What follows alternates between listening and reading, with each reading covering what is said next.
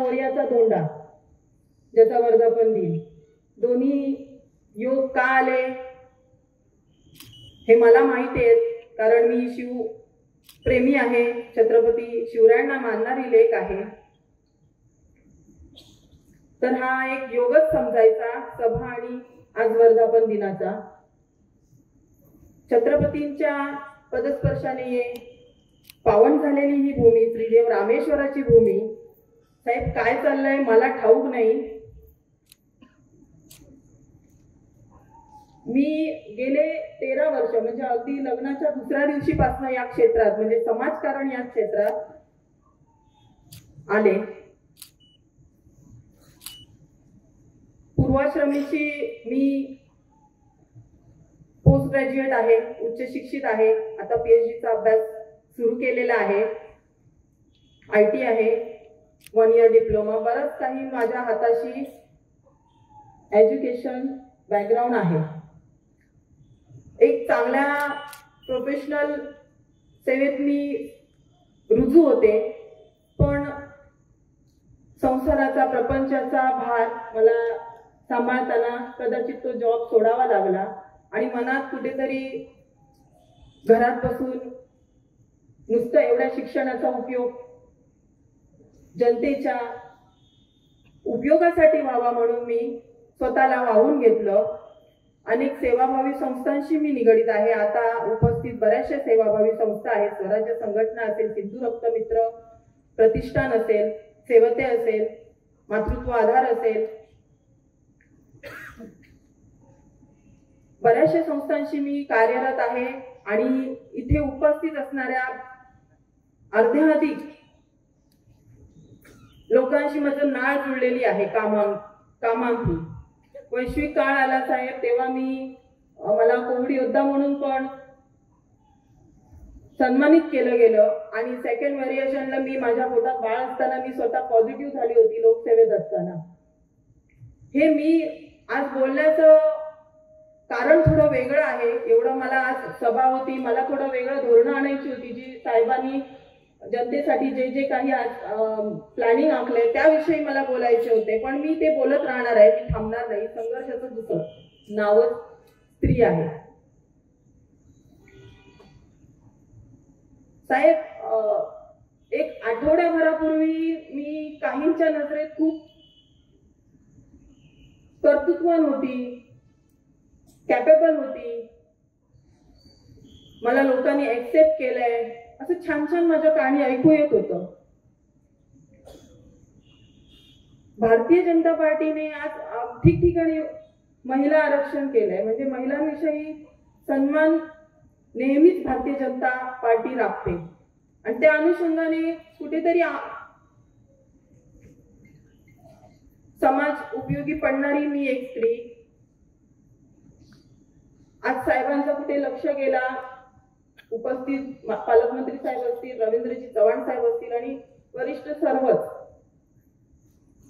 की हिचं काम, हिचं कर्तृत्व बघून मला भारतीय जनता पार्टीचं नगराध्यक्ष उमेदवार कॅन्डिडेट म्हणून जाहीर केलं. त्याआधी मी आभार मानते साहेब. मला तुम्ही एवढा दर्जा जिंकले मी, असंच मी मानेन. कारण भारतीय जनता पार्टीचं नगराध्यक्ष प्रथम नागरिक मालवणचं मिळणं हे एवढं सोपं नाहीये. काहीतरी मेरिटवर नक्कीच मला असं वाटतं, माझ्या कामांवर प्रेरित होऊन काहीतरी त्यांनी डिक्लेअर केलं असेल. आठवडाभरापूर्वी साहेब मी खूप चांगली होते सगळ्यांच्या मनात, म्हणजे काही लोकांच्या मनात.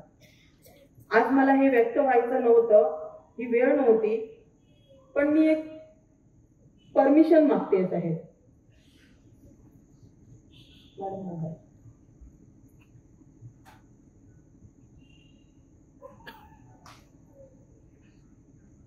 मला या गोष्टी आवडत नाही. मला विकासावर बोलायचं होतं, विकासावर भर द्यायचा आणि ते मी देत राहणार, यापुढेही, याआधी, यानंतरही.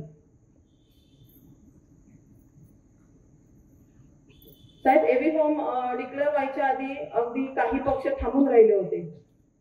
म्हणजे मला समोरून विचारणा केली होती की मॅडम तुम्ही आमच्या पक्षातून उमेदवारी अर्ज घेता का? माझे मिस्टर, माझ्या सासूबाई या पारदर्शक काम करणाऱ्या दोन्ही मंडळी, त्यांच्या आयुष्यात मी आलेली एक सून आणि मालवणची सून म्हणून कार्यरत, आणि एवढं सगळं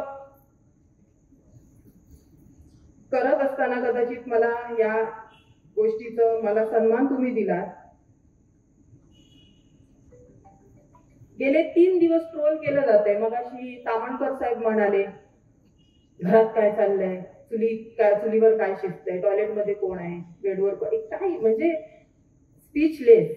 साहेब, राजकारण, मी समाजकारण फॉर्म भरेपर्यंत मला चांगलं वाटलं. राजकारण वाईट नाहीये. ज्याने त्याने आपापल्या कट्ट्यावर बसून त्याची संज्ञा बदललेली आहे. राजकारण खूप चांगलं आहे, कारण जनसामान्यांना आज प्रशासकीय राजवट चालू असताना बरेचसे असे वंचित गोष्टी आहेत ज्या लोकप्रतिनिधी नसल्यामुळे, इलेक्शन न लागल्यामुळे वंचित राहिल्या होत्या. अनएक्सेप्टेड गोष्टी आहेत या साहेब. एक महिला, आणि हे साहेब आताच नाहीये, यापूर्वीपासून घडत आलेलं आहे. द्रौपदी पंचलीवर जेव्हा वेळ आली होती, महान योद्धे समोर बसले होते साहेब, आणि तिला श्रीकृष्णाचा धाव घ्यावा लागला. श्रीकृष्ण धावून आला, तिच्यावर होणाऱ्या अन्यायावर कंट्रोल केला. त्यानंतर आपण बघत आलोय क्रांतीज्योती सावित्रीबाई फुले, अक्षरशः शेणाच्या गोळ्या अंगावर घेऊन तिने आम्हाला हे व्यासपीठ दिलं. डॉक्टर आनंदी गोपाळ, आई जिजाऊ, छत्रपती शिवरायांनी 18 पगड जाती जमाती घेऊन स्वराज्य स्थापन केलं. तिथे त्यांनी धर्मात तेढ नाही निर्माण केली, तिथे त्यांनी जातीत तेढ नाही निर्माण केली, म्हणून तर स्वराज्य स्थापन झालं. त्यासाठी तेवढी विचारसरणी लागते. सिंधुताई सपकाळ, सगळ्यांचा आम्ही संघर्ष बघत येणारी मी एक स्त्री आज समाजाला उपयोगी पडण्यासाठी, मी कुठेतरी उपयोगी पडण्यासाठी इथे या क्षेत्रात पदार्पण करते. आणि पदार्पण करेपर्यंत साहेब मी खूप चांगली होती सगळ्यांसाठी. मी एक विनंती करते साहेब, मला एक छोटीशी ऑन करायचं आहे. मी पुन्हा एकदा सांगते, मला या गोष्टीत अजिबात इंटरेस्ट नाहीये, पण माझा नाविलाज झालेला आहे. कालपासून जो ट्रोल चालला आहे, 2 जाती तेढ निर्माण करण्याचा, देवाभाऊंनी आम्हाला आरक्षण दिलं. तुमच्या पोटात का दुखतंय? महिलांनी पुढे जायचं नाही का? मला उत्तर हवंय. तुम्ही प्रेस देताय, इथे उपस्थित पत्रकार बंधूंना मला विनंती आहे, तुम्ही कुठलीही प्रेस घेताना एखाद्या स्त्रीवर जर 4 गोष्टी बोलत असतील चुकीच्या, तुम्ही एक्सपोर्ट करायचं नाहीये. विनंती आहे माझी. त्याचं कारण सांगते. काही दिवसांपूर्वी राणेसाहेब, तुम्ही आदरणीय आहात, सन्माननीय नारायणरावजी राणे साहेबांच्या हाताखाली माझी सासूबाईंनी पंचायत समिती सभापती पद भूषविलं होतं. त्यांच्या तोडून मी सतत चांगल्या गोष्टी ऐकत आलेली आहे, कारण कोकणचे भाग्यविधाते म्हणून त्यांना पदवी प्रदान जनतेकडून मिळालेली आहे. आणि दुसरीकडे कदाचित कोणतरी गुरु दुसरे आहेत, मला वाटत नाही निलेशजी राणे साहेब हे बोलतायत स्वतःच्या मुखाने, नाही वाटत. कारण यापूर्वी माझ्याशी वागणं त्यांचं खूप चांगलं होतं. माझी त्यांनी 2-3 कामही जनतेची केली होती एका फोनवर. मी त्या कुठच्याच पक्षात नव्हती. माझे मिस्टर नुकतेच भारतीय जनता पार्टीशी नाळ जुळली गेली, माझी नाळ जुळली गेली. राष्ट्रीयत्वासाठी आम्ही जुळणारी माणसं, समाजाला वाहून घेणारी माणसं. साहेब, आठवड्याभरापूर्वी माझं सर्टिफिकेट व्हेरीफाय असल्यामुळेच मला हा फोन आला असणार ना. 100% मला गॅरंटी आहे, कारण ते एक जबाबदार नागरिक आहेत कुडाळ मालवणचे. साहेब, यावर तोडगा तुम्ही काढला पाहिजे, कारण माझी 2 लहान मुलं आहेत. समाजाला उपयोगी पडणारी मी एक स्त्री आहे, जिने कधीही सुखाच्या पाठी धावली नाही, फक्त आणि फक्त समाधान शोधलं तुमच्या सारख्यांच्या. सेवेत राहू. नगरपालिकेचा विषय आला तर मालवण नगरपालिकेच्या विषयामध्ये नगराध्यक्ष पदासाठी कोण सुटेबल कॅन्डिडेट आहे अशी चर्चा चालू होती आणि त्यामध्ये आमची सगळ्यांची इच्छा अशी आहे आणि आपल्याला विनंती अशी आहे की आता उद्या आघाडी युती काय होईल की नाही होणार हे आता काही स्पष्ट नाही, पण जर तुमची इच्छा असेल आणि तुम्ही म्हणत असाल तर शिवसेनेकडून तुम्हाला नगराध्यक्ष पदासाठी सगळ्यांचं एकमत आहे तुमच्या नावाबद्दल की सगळ्यांचं मत आहे की ताईने आमच्याकडून लढावं शिवसेनेतून नगराध्यक्ष पदासाठी. तर माझी रिक्वेस्ट अशी, आपण विचार करा, लगेच उत्तर देऊ नका, करू नका तुम्ही. आणि सगळ्यांची इच्छा आहे की तुम्ही नगराध्यक्ष पदासाठी शिवसेनेतून निवडणूक, बाकी सगळं आम्ही बघून घेऊ. काही तुम्हाला माहिती आहे आपण कधी कमी पडणार नाही बाकी. होय, एवढं लायक मला समजलं त्यासाठी आभार सर साहेब. काय तुम्ही सगळ्या आणि तुमचं काम आहे, तुमचं तिकडे सगळ्यांचं तुमच्याबद्दलचं मत चांगलं आहे. आमची सगळ्यांची इच्छा होती की तुम्ही असला तर त्याला वेटेज जास्त येईल. तर तुम्ही पाहिजे तर म्हणजे सांगत असाल तर आपण त्याचं मग नियोजन करू तसं. घालते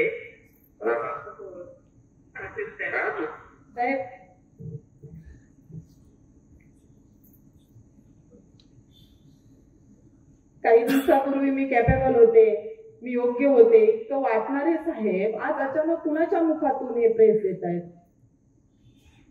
साहेब, मी एक छोटी समाजाला वाहून घेणारी छोटीशी कचरा एवढी मी आहे, कचऱ्याचा किचपट म्हणतात ना आपल्या भाषेत. मी कोण मोठी नाहीये आणि मला मी मोठी व्हावी किंवा माझं समाजात माझं वागणं, माझं उठणं बसणं हे इथल्या उपस्थित माऊलींना आणि बंधूंना माहिती आहे. तर काल रात्रीपासून मी झोपली नाहीये. हे माझे डॉक्युमेंट आहे. जर एखाद्या समाजाला वंचित एक समाज राहतोय एखाद्या गोष्टीतून,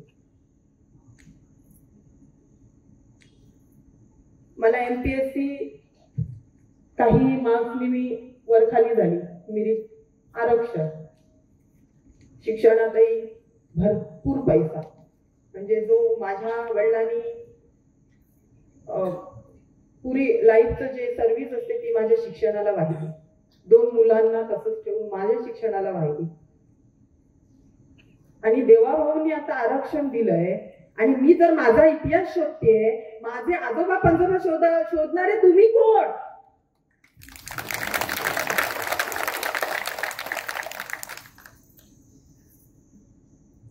हे कितपत योग्य आहे साहेब, मला उत्तर हवंय. हे माझे डॉक्युमेंट आहेत, ज्यात तुम्हाला वाटतं तर तुम्ही न्यायालयाचा दरवाजा ठोकवा ना. असं एखाद्या स्त्रीचे वाभाडे काढणं कितपत योग्य आहे? मी प्रचार रॅलीत सामील कुठे गेली, अगदी 10 मिनिटात मागून देवचार प्रकटतात. अगदी 10 मिनिटात. मला माहित नाही कसे प्रकटतात काय, आपल्याला वेळच नाहीये साहेब. मी आता सकाळी 8 वाजता बाहेर पडले, डायरेक्ट इथे आली आहे.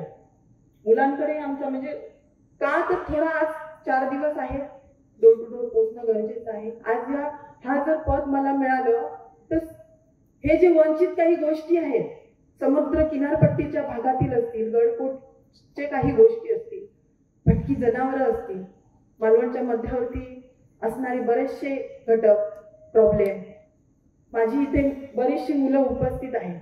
रोजगाराअभावी साहेब हातपाटीवरचं घर आहे त्यांचं, शिक्षण असूनही त्यांच्या कुठेतरी काहीतरी तुमच्या मार्फत, म्हणजे पालकमंत्री साहेब आहेत ना भारतात, भारतीय जनता पार्टी राज्यात, भारतीय जनता पार्टी कोकणात साहेब आहेत. 2 सुपुत्र बसले, 3रे सुपुत्र नारायणरावची राणी आहे. आणि मला इतका कॉन्फिडन्स आला की म्हणजे जे मी काही योजलंय धोरणं ती कदाचित इथे आली साहेब तुमच्या मार्फत. ही मुलं न्याय मिळेल त्यांना, इथे ते थांबतील, कुठे जाणार नाहीत रोजगारासाठी. हा साधा सरळ मी मार्ग पकडण्यासाठी राजकारणात आणलं गेलं.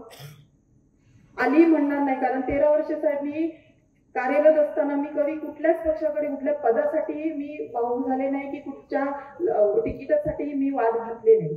हे शाश्वत सत्य आहे. तेव्हाच घेतलं असतं ना. 13 वर्ष मी लढत आणि स्त्रियांसोबत. आता साहेब हल्लीचे 2-3 गोष्टी ज्या तुम्ही सॉल्व्ह केलात. राजकोटच्या व्यापाऱ्यांचा प्रश्न होता, आता जाऊन ते सांगतात आम्ही केलं, तुम्ही केलं. कोणी केलं नाहीये, पालकमंत्री साहेबांनी केलेलं आहे.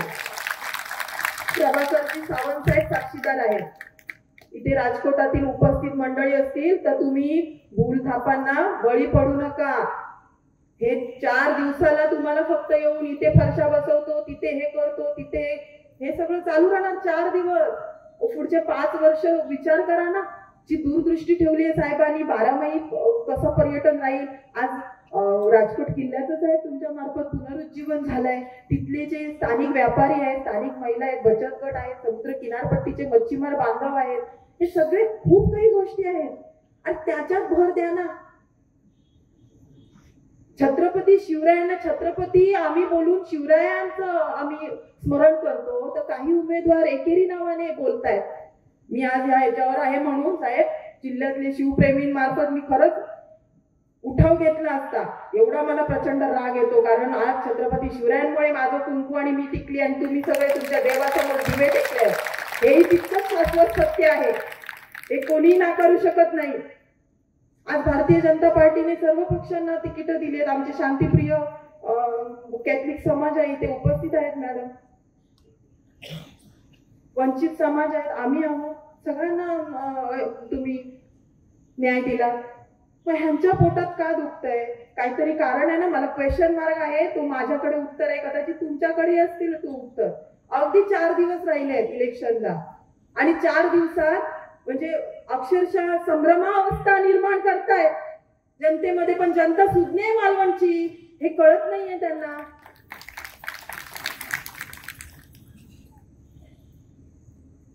मी पत्रकार बंधूंना इथे विनंती करते आणि रिक्वेस्ट करते, हा प्लीज तुम्ही अराळ फराळ काही तुम्ही लावायचं नाही 4 दिवस. कारण माझ्या साहेबांचं भारतीय जनता पार्टीची इज्जत मी राखणार आहे. मी स्त्री आहे. संघर्ष म्हणजे दुसरं नाव स्त्री आहे. एवढी मला हलक्यात घेऊ नका. एवढं हलक्यात घेऊ नका. माझ्या पाठीशी हे पाठबळ आहे. तुम्हाला जर यावर काही क्वेश्चन मार्क असेल तर तुम्ही त्या क्षेत्रातील न्यायालय स्थापन केलेली आहे सरकारने, तिथे जा, आवाज उठवा. मी हे यापुढे सहन करणार नाही. माझी 2 लहान मुलं आहेत, माझे सासू सासरे आहेत, आजारी असतात. साहेब तुमच्या भरवशावर मी आज इथे आहे. खच्चीकरण करणं हे त्यांचं कामच आहे साहेब, असं मला जाणवू लागलंय. आणि राजकारण मी गलिच्छ म्हणणार नाही, पण काही लोक म्हणतात ना राजकारण, असं मला प्रचिती आली आहे.